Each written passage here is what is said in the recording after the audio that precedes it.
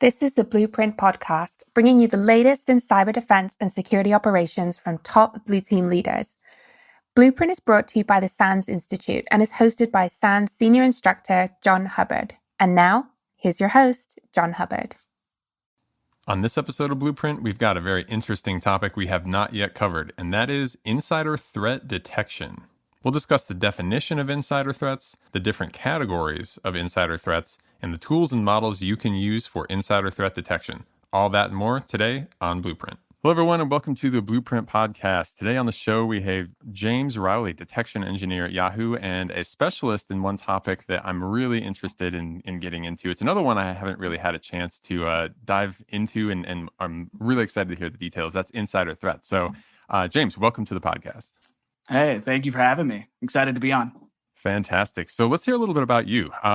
What's the kind of path that you've taken to getting kind of into information security and especially into insider threat? And what are you up to now? Yeah, it's been a journey and it's been a fun one for sure. I came out of college really not knowing like what really in the InfoSec world, where I was going to land. I knew I had this cybersecurity degree. And from there, I ended up with Booz Allen. And so at Booz Allen, they were like, hey, do you want to do this, incident response? It's on the commercial side. I think you get to travel. And so from there, got to go to a bunch of different, clients. And that's, kind of one of my like things when it comes to consulting. It's fun because you have like a new job, every 6 months to a year. And so going around, experiencing all of what I experienced with these different clients, got to really kind of figure out where I fit. And what I realized right away is that I absolutely loved taking data and making a story of it. And so with that story, working in SOCs, doing incident response, just continuing to evolve that and, landed in a consulting gig where we were, tasked to build out an insider threat program. And when we were trying to like figure out, all right, so how are we going to do this? I at that point had never done insider threat. And I was like, what really is insider threat? So here I hit, Google looking through everything and find that, it's really not that different from, a SOC in terms of looking for anomalous things, building a picture, understanding a motive, and boom, you have kind of a story.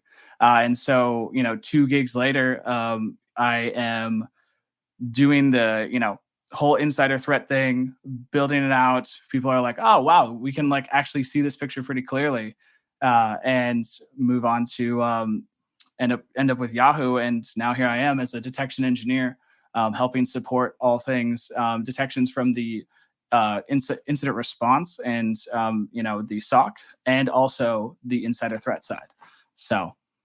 Very, very cool. Yeah. So I love the SOC background. Obviously, that's something I share in common with myself. So it's always interesting to see kind of people's routes and how they end up where they are and being experts in whatever they've kind of landed on.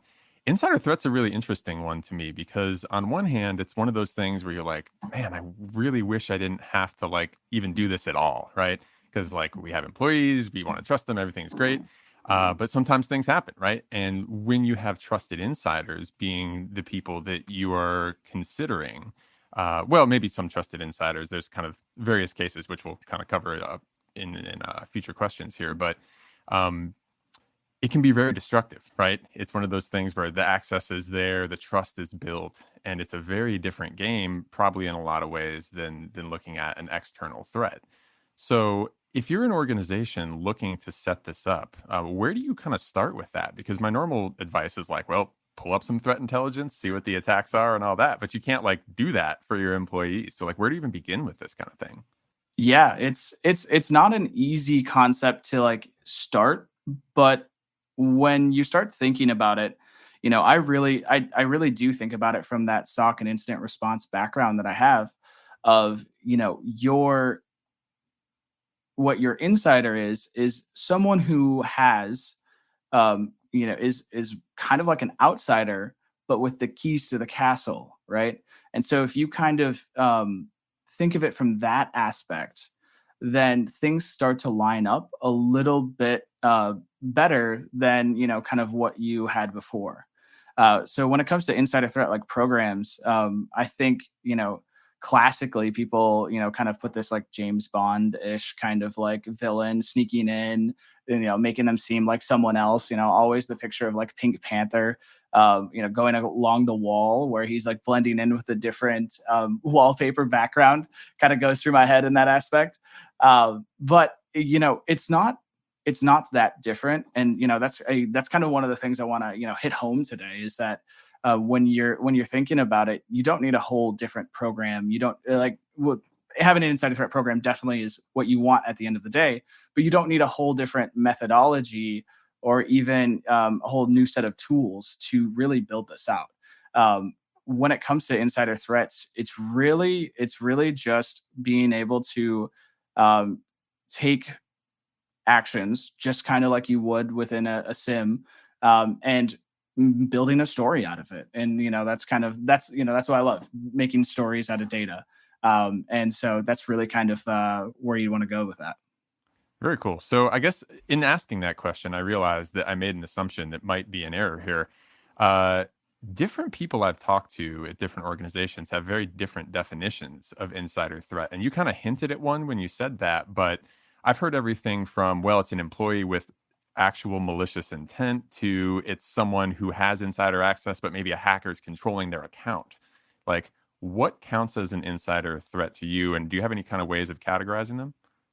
Yeah, and so one of the things that I think that as an organization you have to like work with your other cybersecurity teams to really define what is an insider for you, because you have existing processes in place for how you handle things, right?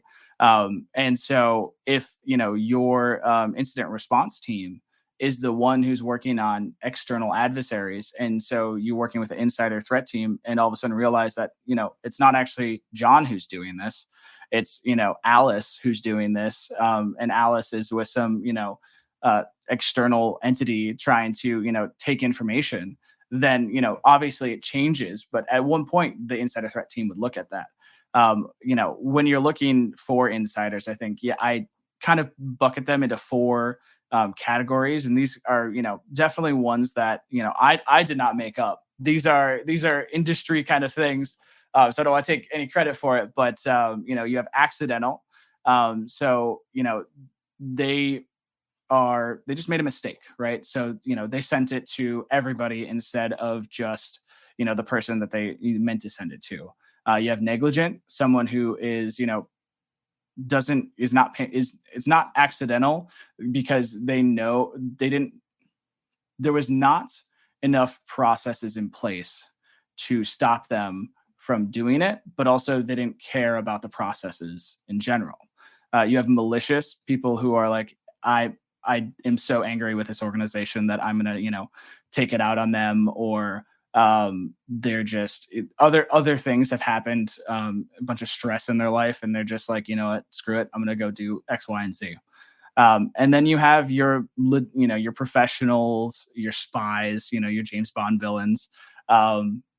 And those are kind of just like the four that I'd bucket them into. And doing that kind of helps you understand the people, processes, and technologies that you can like actually use to build out use cases. I love that way of breaking them down. The accidental, the negligent, and the malicious group, they're all like people who you would consider employees, correct? Whereas the fourth one is external. Yeah. And the idea, from the insider side is that you assume that they're an employee until you know that they're not an employee, right? Gotcha. And so if we're dealing with something that appears to be a internal kind of employee sort of attack, at least initially, what are the tools and technologies that align best to those kind of groups as opposed to finding the kind of outsider villain type of insider threat? I think when you're looking at those groups versus kind of more of the potential external parading as an internal, I personally do not use much else beside, because it's all about categorization, I think, is really what you're like trying to understand. So when it comes to, an external adversary, say they get into the system, they're looking around for things, and then, they're like, oh, I found the data that I want to take out, and they exfil that data. Well, from the insider perspective, we want to know what that data is before it's taken out, so that way we don't have to retroactively do that. Or maybe as a response function, that would be with the incident response, you would take and look at that data and say, not care that what data it was initially, just that it was taken, and then retroactively be like, hey, what was that data? So things like DLP might be something that gets more closely aligned with insider. But I think from a blue team perspective, having the knowledge to be able to lock down your data preemptively is a big thing that may not be considered classically a blue team or a sock fire kind of thing.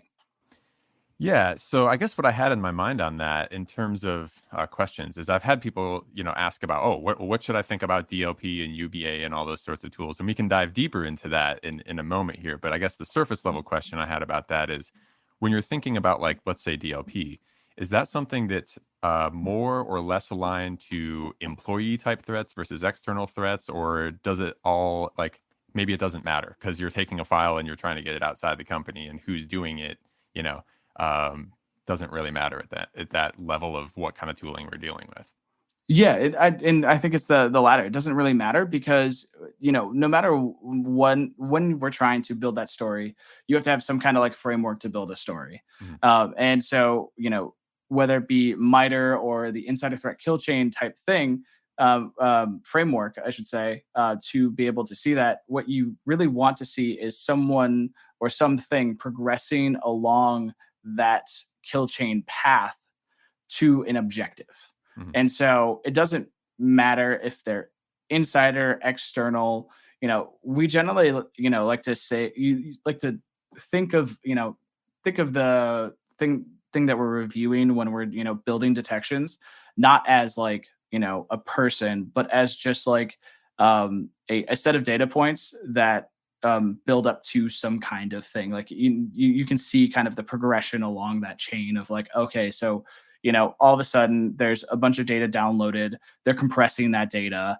They've just downloaded a new application that turns out it's like a web application that allows you to move data, or they are testing SCP and never have used something like SCP before. So that kind of a story versus John from our company is being really weird because we don't want to put associations to the people. We just want to understand the trajectory of actions. Gotcha.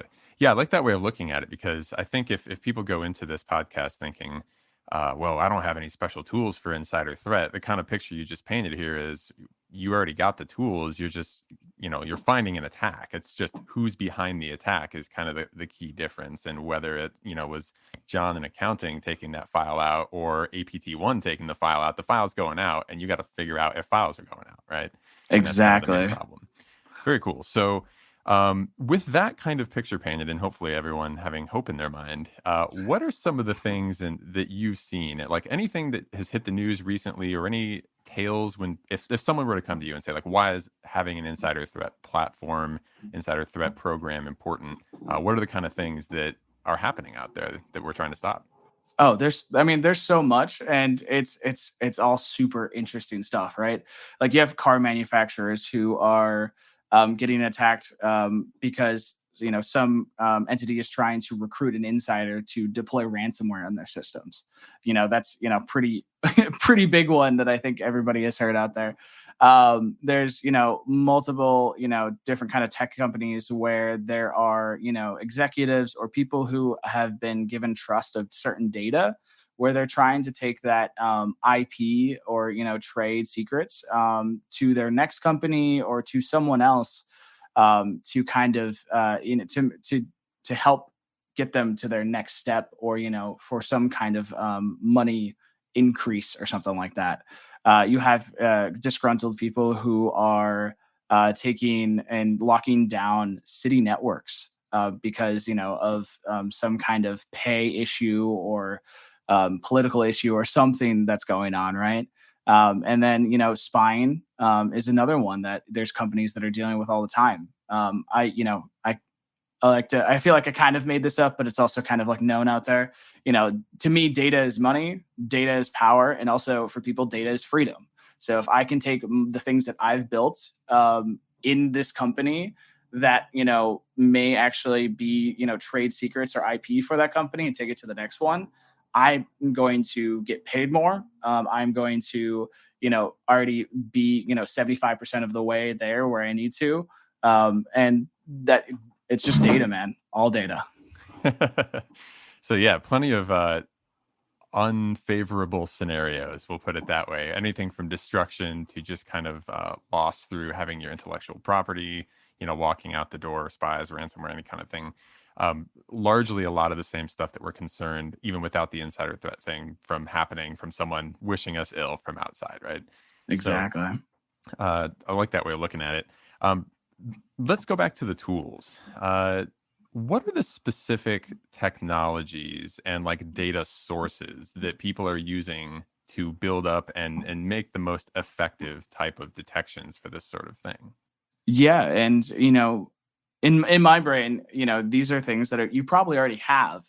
It's just all about how you have taken those and looked at them and said, how does this look from not an egress or like an ingress, but an egress, something like that, right? And so, classically in Insider Threat, we talked about this earlier, DLP solutions are huge, but then you're talking, when you get to cloud, you're talking about cloud access security brokers or CASBs, right? Because those, I feel like, a hot buzzword out there. You have, and for those specifically, that's understanding access to data and the type of data being accessed, right? So those are very much, data access focused. When you're talking about, any of the insider threat kill chains or MITRE, that's the early stages of things. When people are looking for things, people are trying to figure out what access they have, kind of doing that recon searching. And potentially, if they're downloading anything from, you have OneDrive, if your company uses like Dropbox, things like those. That's why people use cloud access security brokers, so that way they can monitor the files and access to those files and where they're being moved. Endpoint logging solutions, whatever you may have, EDR, whatever the new term for, any of the, those classic type of tools. I think out there, OS queries, an open source one that, people talk about, the ability for it to actually query DBs on endpoints is a really big thing for, in terms of like insider threat, because, you may have targeted solutions you need to like understand more. And that's a fun one out there. Trying to think, identity. This one's huge. So, man, I can tell you, when it comes to corporate identity and understanding who someone is within the organization, it's not easy. And, I'll break that down a little bit more. These days you have FIDO, you have, single sign-on, you have some kind of, or if you don't have FIDO, you have MFA. You have not only your enterprise solutions, but your actual production solutions, which all represent who the person who works for that company differently in terms of the GUIDs or UIDs or short IDs, whatever they may be called for that solution. Those are all different. And so having an identity solution and that allows you to first get all of that information to tie it back to some kind of federated user via some single sign-on is absolutely huge. Because if I don't know that John's John, then there is no way I can categorize the things that are happening underneath that ID. I can only say that ID is doing things. But if I don't have that tied back to someone else, how am I going to build that picture of someone moving across the kill chain, right? On top of that, you have, when it comes to identity. Actually, pause. We can cut this spot because I'm starting to ramble. I was trying to figure out where I was trying to go with that. So when it comes to identity, when you're trying to actually be able to remediate as well, having a single solution that knows, I need to suspend John's accounts. What accounts are those to suspend? There are many times people are left with access because your identity solution hasn't taken into account that, say, this one, solution that we're using uses tokens. Those tokens live for 30 days. And so they actually have access to that 30 days post being suspended. And now you can't actually, you've lost the data, and you may not even have the login to say that you've lost X, Y, or Z data. So identity is absolutely huge.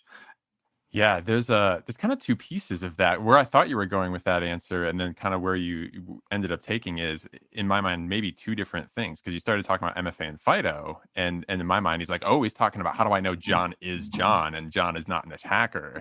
And then we're also talking, is this number John, right? So it's kind of two pieces of the puzzle, right? Yep, exactly.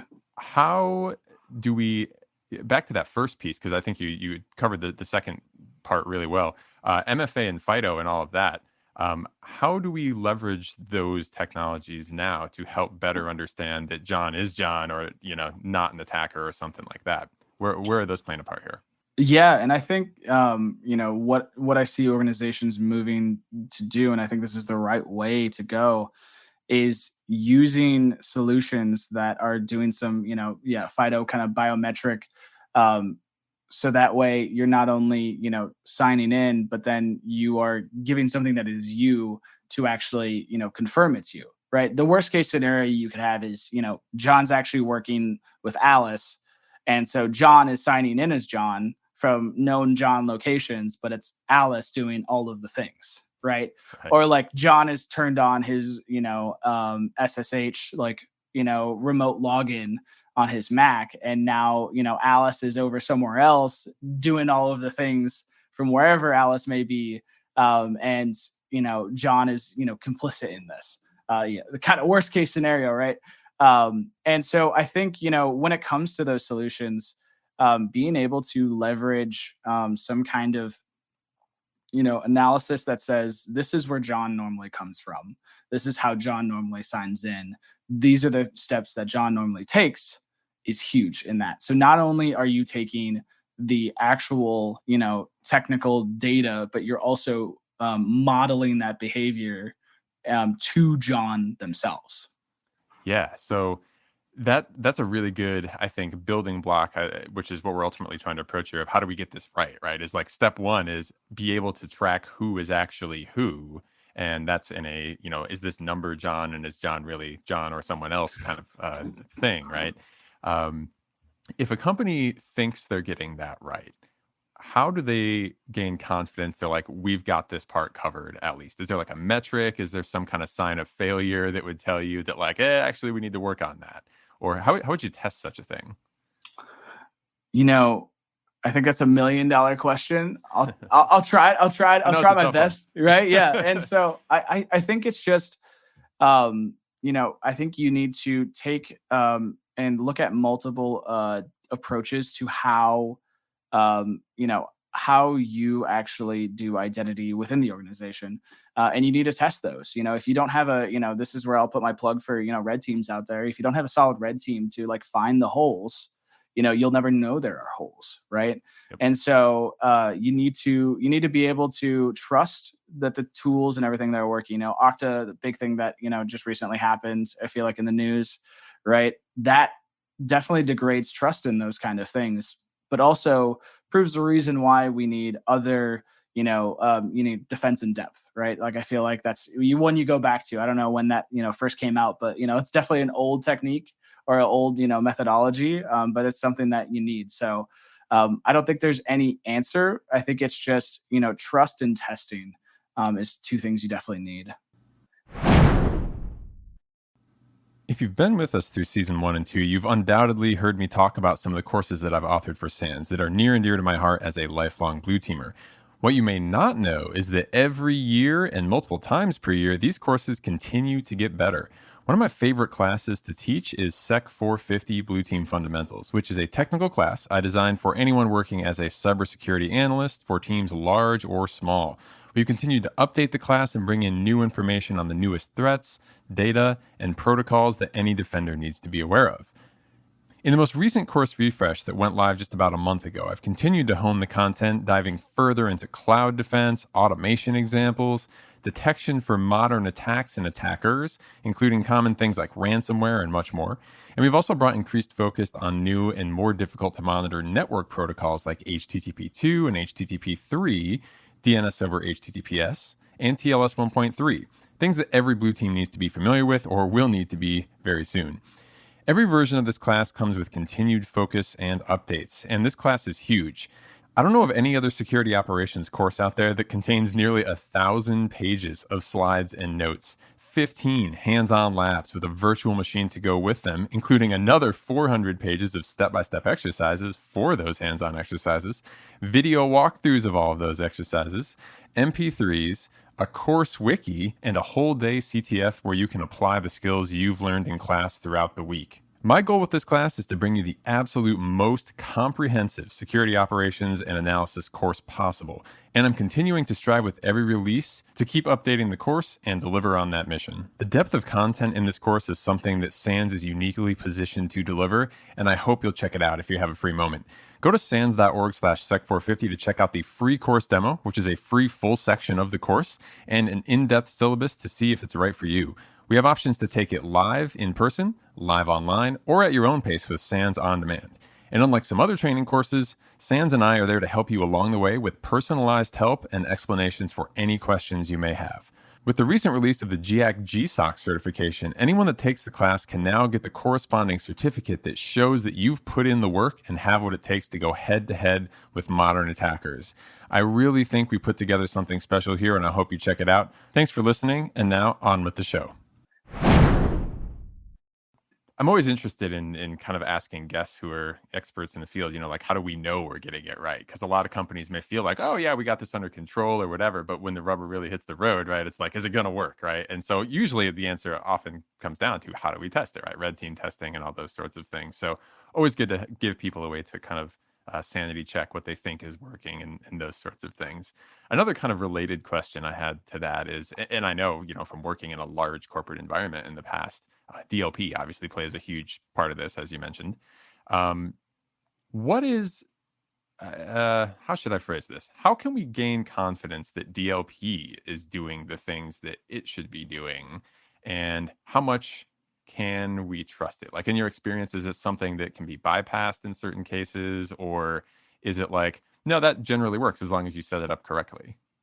Yeah. And so DLP, man, first thing I want to say is it's not an insider tool. It is a corporate tool, right? When I feel like people look at insider threat programs when they go to build them and they're like, oh, I'm going to do a DLP program. And it's like, no.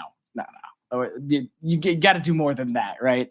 But when it comes to DLP tools, it's really, and this is one thing that, I'm very much a fundamentalist in terms of, generally most of the time, the tools that you already have are going to work really well if you put the time into them.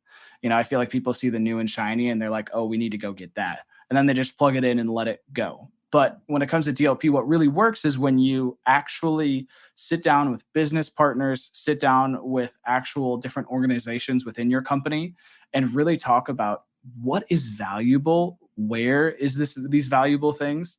And so, like, what are like keywords, and like how can we essentially set up a cadence, to be able to update this tool in a timely fashion that it will actually do the things that it says it will do.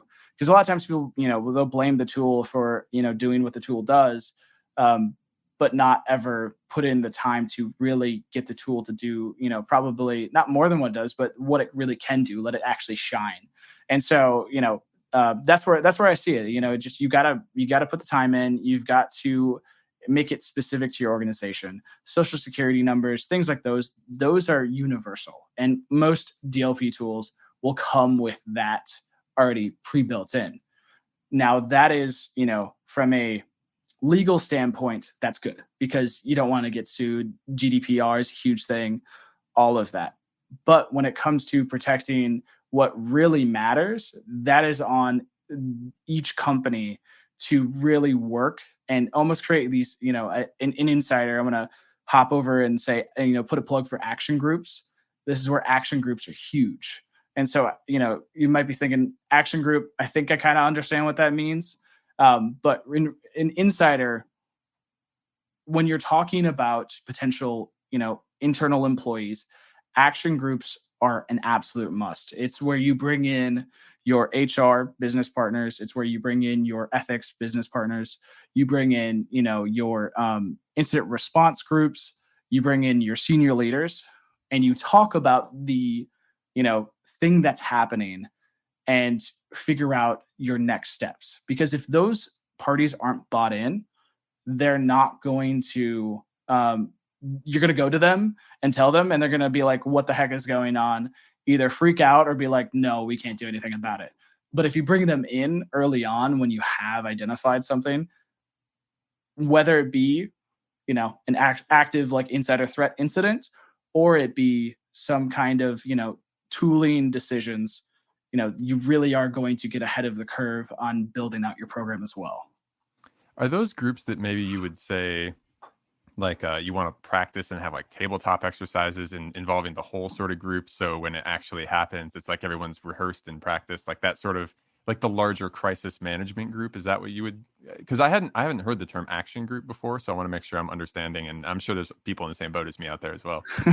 No, that's great. And I think putting an association with kind of your larger incident group when there is a very large incident that's business impacting is the right track. But generally, when you're in those kind of things, you're not talking about HR and like the actual laws that govern employment within different countries, right? And so it's that group, but a little more focused toward employees, but with also the right people to be able to, high enough up to make the right decisions and say, yes, you can do this, or no, you cannot do this, or like there's, getting your approval so you're good to go.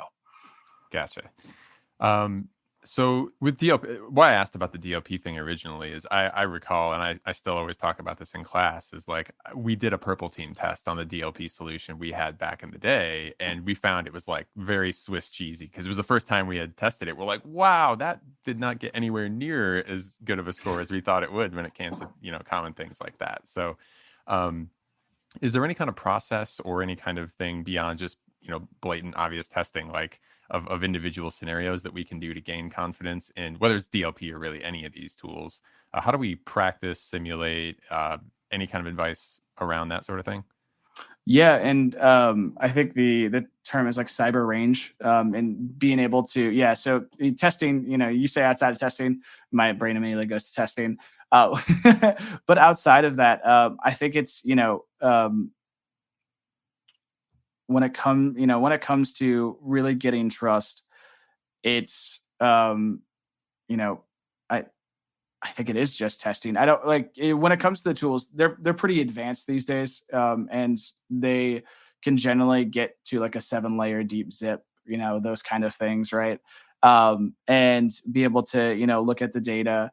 I think you on top of that, metadata is a huge thing too. So not only, do you see, say this is a super non-suspicious file.txt, right? Goes out, DLP doesn't say anything about it, but, you see something like that, you have, other alerts that are like, okay, so file went out, and I'll actually switch from the TXT to being a CSV, right? So DLP didn't say anything, but it is still a CSV. So having other, detections on top of just like your DLP tool and making sure your DLP logging is in with your overall SIM logging and all of your other data. Because if, I find that, just like in, SOC and incident response, because, one of the things I did when I was also before I was building out inside threat programs was actually assessing and implementing new things into SOCs in terms of like processes on the technology side, building out new detections, things like that,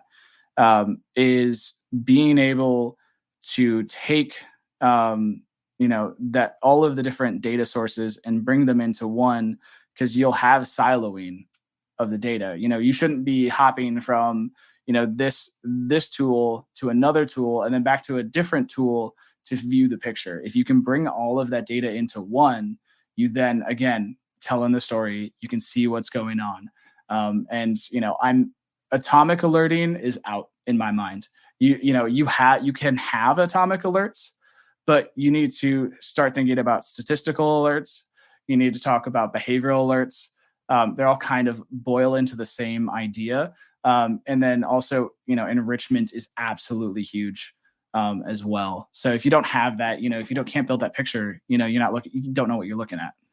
Yeah, so that's actually a perfect segue into where I wanted to go next, which is UBA and UEBA. For those who may not be familiar with the acronym, User and Entity Behavior Analysis Analytics, I don't know which it is, but looking at all of this data in aggregate from all these different tools and trying to build that story. Can you talk a little bit about where UBA fits in and what you've seen maybe in terms of struggles, getting it set up or using it or anything like that? Advice to people that might be diving into using one of those tools for this. Oh yeah. And I will be the first to say UBAs, UEBAs, they're great, but you have to really make it. And I feel like when you talk about this, I'm going to be very very pronounced on this. It should be a UBA in terms of your organization behavioral analytic tool. And so it needs to be very much custom to your environment to be, an actual to work well. So when it comes to UBAs, a lot of them, there's a lot of great tools out there, a lot of different vendors who, they're like, hey, you know what, this will do ML, AI, throw out all those big, fancy words that people are trying to sneak into their resumes. So that way, the auto resume things like, yes, we definitely want to interview this person. But when it comes to it, that may work for you initially, but do you know what's actually happening on the back end? Is it doing is it thresholding the way that you want it? When you look at these kind of tools, a lot of them are essentially they try to advertise them as no headache. You don't have to do much to make it work. And that might be right, but I want to know, this is always me. I'm super data curious. So how are you getting to the point of what you're doing? And so with that, I was like, you know what, throw that all out. Let's take and framework it out to build, your own kind of ability to look at all this.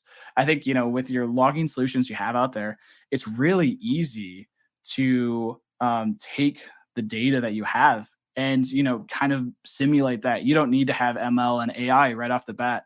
I think a lot of people, fall flat on their face when they're trying to build a model day one with the data that they have.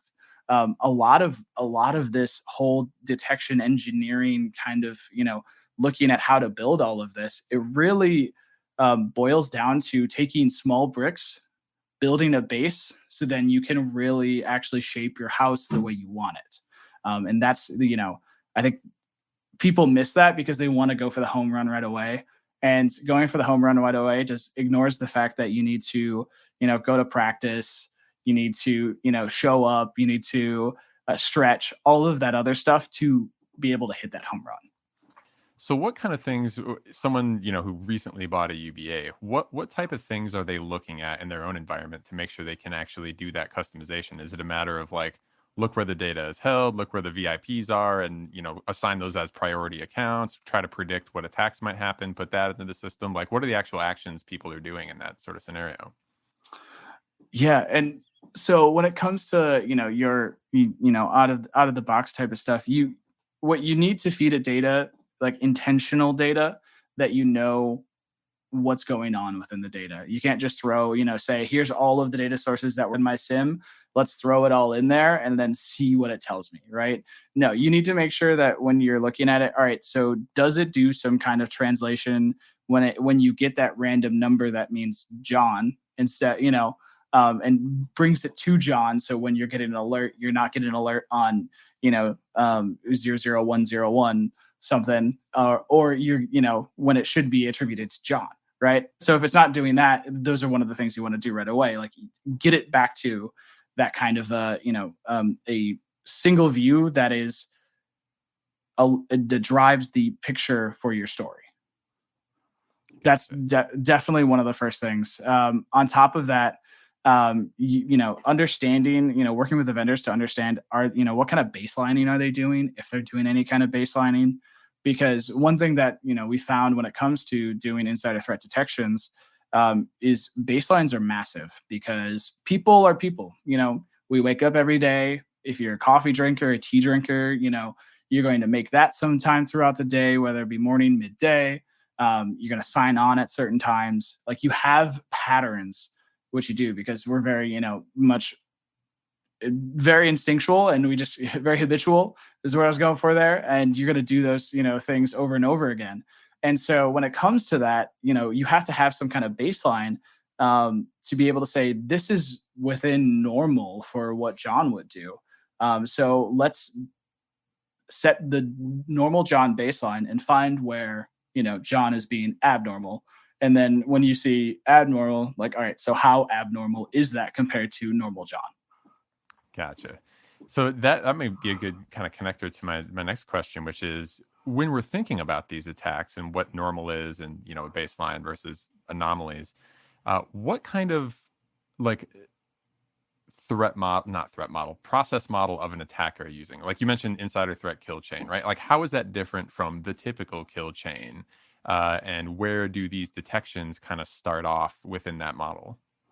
Yeah, and I think the insider threat kill chain, the main difference versus like the MITRE's attack framework, which a lot of organizations are using these days, is really it starts at a tipping point, and so there's some kind of insider threat kill chain. And what I want to say first too is like there's no right answer to how you framework insider threats. There's going to be multiple frameworks out there. You have to pick one that fits your organization. Insider threat kill chain, I like it just because it's super simple. It's 4 steps. You have tipping point, search and recon, acquisition collection, and then exfil and action. And so when you're looking at it, really the only difference is that first step, which is like a tipping point. And tipping points are, when, the employee is disgruntled because they didn't get a promotion, or, all of a sudden there is a massive loss in their family. And it just triggers other stressors throughout their life. And, kind of trickles down to them, either not paying attention, being that accidental or negligent, where they're just like, I don't care anymore, kind of behaviors. But otherwise, those other steps very much map to what you have in like, kind of a MITRE attack framework. And so it's simple, and it is the big thing is why, the insider threat kill chain is great. But it is easily mappable to things that are existing. So when you're trying to like talk about insider threat programs of the future, or like where to put an insider threat program, this is why, I say, it should be totally side by side with your blue teamers, because, the data's there, the processes are there. It just needs a different cut once it kind of is determined whether it's internal versus external. Is the insider threat kill chain, right, being different from the traditional one? And in the traditional one, the strategy, of course, is detect the attacks as early as possible. And we kind of always say like recon is hard to detect. The tipping point, that's being a unique thing to the insider threat kill chain. Is that something that you would also say is very hard to detect, or is there some way to kind of try to predict that or minimize the chance that even happening? Like prevention is better than detection, as you always say, right? In normal defense, is there a way to prevent that or anything in that respect? Yeah, and it is the hardest point, right? Because like how do I all of a sudden know that someone is going to all of a sudden become a malicious insider? I don't know that answer. However, what I can say is, I'm going to add in another thing here called critical path. So critical path, if anybody out there is looking it up, critical path insider threat is the Google to put in. Otherwise, you'll get other critical paths. And critical path for insider threats is all about the movement along kind of a, just a thought process to getting to that action point. So it's actually pretty much when it comes to, it's the pre-attack for the attack, right?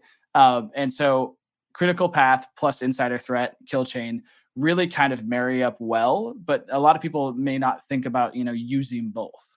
And so when it comes to, your critical path, you have steps like ideation where, you're thinking about, all right, what am I going to do when I do it, up into the point of like actually doing the thing. And so in that, there is things that you can look at from an organizational standpoint to say, how can we, reduce stress for our employees so that way they don't move along that chain, right? Because if really what I love, one of the things I know I love about insider threat is the ability for insider threat to inform businesses on, just what they can do to be preventative in terms of like, stress management and mitigation for organizations, for employees within organizations. And it's a lot. Like, you're not talking like a new program you're going to stand up. You're going to, start being like, oh, you need to do all these things to make your employees better. But if you do have those organizational impacts and you do that post analysis and you see, hey, if we had it as an organization, something really simple like a pop up for when you put in a USB saying, hey, did you know that this is against policy to move like any data to a USB that's not owned by the company, right? Like you could have prevented someone from doing that. And so those are the kind of things that, getting at. But yeah, it's really interesting because it's, when insider threat, it's kind of also about how like a person's brain works in a way. And so it's super interesting. Yeah, definitely. One of the things you had mentioned a couple times that I wanted to touch on as well is you said this is something that, the team should be working side by side with the SOC or the blue team or whoever. I always get questions from students about what should be in the org chart where and who should be part of what. And a lot of times I think the answer to that question is it depends. But in your opinion, is insider threat something that should be something the SOC does? Is that kind of an auxiliary group that works closely with them in the same data, or does it not matter, or is it very organizational dependent? Like, how would you place a org chart with this on it? One of the, what you've seen in organizations in the past is that, insider threat teams do land really anywhere. It's kind of whoever decides that, hey, this is a really, a passion project of mine, so I'm going to take it on. So, see it end up in physical security, end up, within the cyber. Sometimes it's even ended up in like the executive, group of all things. But personally, what I love to see is it, be integrated into the traditional incident response program. But then, you actually have a set of insider threat analysts who live outside of it. So just like any kind of, I think these days, you talk about like tier 1, tier 2, tier 3 analysts within SOC, and then you have the incident responders. However you have that set up, whether it just be SOC and then you have some kind of incident response team. What I really see as the future of insider threat is you take those initial alerts and you feed them into your normal incident response programs, but you have like runbooks or playbooks that give the analyst the power to say, hey, this actually looks like it's an insider threat issue, right? So let's escalate this to the insider threat team, and then they take over. So they're almost kind of the incident responders in that workflow, but for insider threats. And that's what really seems to work really well, because it then allows the insider threat team to be more focused on figuring out, working with their detection engineers, working on cases, working with the overall strategy of like, hey, how do we be better, right? Allows them to take a little bit away from that in terms of the day-to-day, but then also adds to, analytics that you may not, or detections you may not have thought about from the instant response or SOC side, you get to build upon that.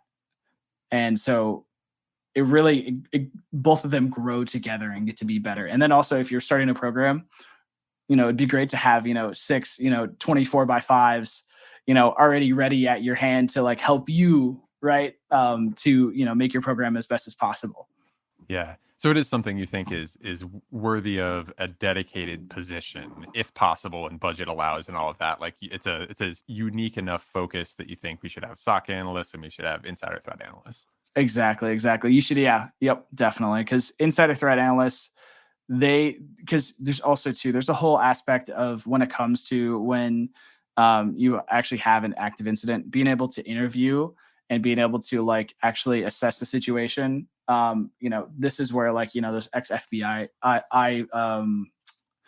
employees, they're great because they have done the interviews. They know how to ask the questions, right?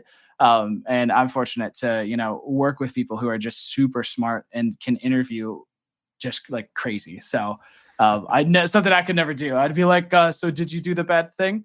And they'd be like, no. And I'd be like, okay, I believe you. Bye. Like, yeah, that's the thing I wouldn't want to do at all. Right. And so that's a whole different kind of piece of it, having those kind of skills as well. Any like common mistakes or any kind of common road bumps that people hit that we haven't yet discussed that you see get in people's ways of doing this effectively? Yeah, the action group idea, whether you decide to go with an action group or not, partnering with your legal ethics groups is absolutely huge. If you do not have their blessing, if you do not have their ear, you'll never be able to like actually affect overall change potentially, because it'll never be addressed. But also too, you can't actually, it's one thing to be able to detect something and say, hey, we detected it. Look at the shiny thing. And then be like, well, okay, now we just know the shiny thing's there, but we can't do anything about it because, we don't have the policies in place. From an insider threat program perspective, you have to think, in a similar way when it comes to external threats, but a little bit differently, you have to also have policies in place that, are broad enough, but explicit enough to, to say that for someone to reasonably know that what they were doing is wrong, right? And is against the law or is against your policies. Otherwise, you can never, say you need to go get that, IP back. You can't. You going to court, you'll lose in an instant. Your lawyers will look at this and be like, yeah, no, there's nothing you can do about this. So knowing your policies, reviewing your policies, and understanding those definitely are things that, are going to be, some day one kind of things. Because if you don't make those asked right away when you start actually detecting things, you're not going to be able to see that. I think having your detection engineers, in as much of the insider threat processes as much as possible early on is absolutely huge, because from their aspect, they may not be experts in building out detections for insider threats. They may know how to do it externally, but if they are in the process of actually, seeing what goes on, they can really build upon that and understand, the weak points and, get their brain kind of like changed on how that looks. Gotcha. So maybe a final question here. Let's say someone builds a team operating, doing the right things. Same problem that you always run into with the SOC. How do you communicate the value of your insider threat program? Are there certain metrics you use? Are there certain stories you're telling? How can you make sure that people know that you're doing good work? Yeah, this is I feel like this is a very much like a common problem across not just insider threat programs, but all other programs, which are like ROI and everything else like Absolutely. That, right? And when it comes to insider threat, I think the big take homes are when you are talking about what had happened, talking about also what could have happened and trying to, find as many wins within the story as possible. Because insider threat, end of the day, it really is, you hate to have to, do that because you want to implicitly trust all of your employees and people who work for you and contractors and everything else like that. Because Occam's razor always assume, essentially whatever you are looking at is actually, there's another thing to explain it that's not as as scary. But when it's talking to your executives and it's saying, hey, we may have had this happen, but what we have done is we have identified 4, 5, 6 things that we are going to do to protect us better next time.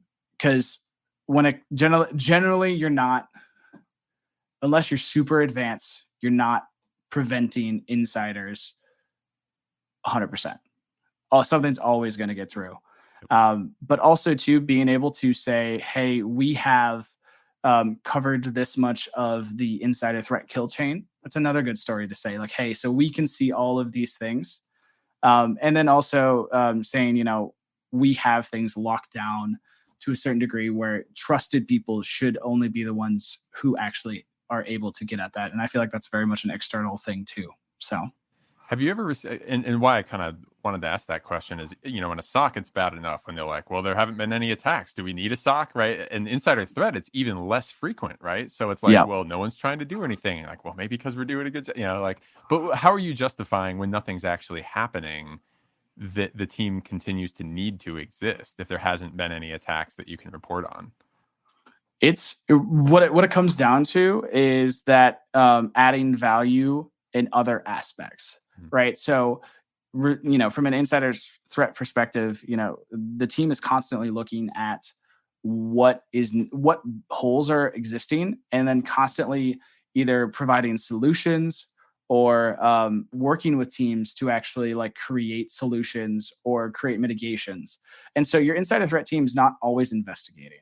I think what they're trying to do is, there's a solid amount of time you're doing where you're actually reviewing what's going on in industry and saying, hey, those things that we see out there, are they something that could happen to us? Because it's almost kind of like a threat assessment. Because your insider threat team is not only just a SOC style of reviewing alerts and everything that come through, but they're also your interviewers and they're actually doing the response aspect. But then also on top of that, they also have to keep up on trends and everything that's going on. What new tools, what new technology is out there that's going to disable us from doing what we need to do? You look at MacBooks, you switch to M1, that's a huge thing. But now there's you're somehow either removing or adding something because you're switching to a whole new style of system. So those kind of things, and continually talking with your actual leaders and discussing these things is huge. And there's an overall thing of my background too. I also built out cyber fusion centers, fancy term, right? And you constantly have to be informing others and ticketing systems and things like that, essentially creating more of those. And that's kind of your backbone of saying, hey, this is why we're worth it, because we have impacted change across these 4 different things. So awesome. So ultimately telling the story about how you've lowered risk, mitigated potential threats and all that sort of stuff. So very similar to what a SOC is doing. Yep. Awesome. Exactly. Well, I think that brings us to the end here. We're about out of time. So final thing, where can we find you online? Any good resources or links or anything people should check out if they want to learn more about this? Yeah. LinkedIn is where I exist. James Rowley. You can find me there. In terms of resources, there's a lot, but it's also kind of scrambled as well. So CMU does Carnegie Mellon University has a great program. If you ever want to get into the mind of an insider, they have a great thing. But when it comes to, when it comes to detections and building that out, it's very much, there's not one place, but hopefully soon, working to, be able to create something that is, actually out there to help people with that. So that's kind of my goal right now. Fantastic. Well, lots to think about for our listeners here. Thank you so much for being on the Blueprint podcast, James. I really enjoyed it. Thank you very much. Very much enjoyed it as well. Have a good day, y'all. Catch you later.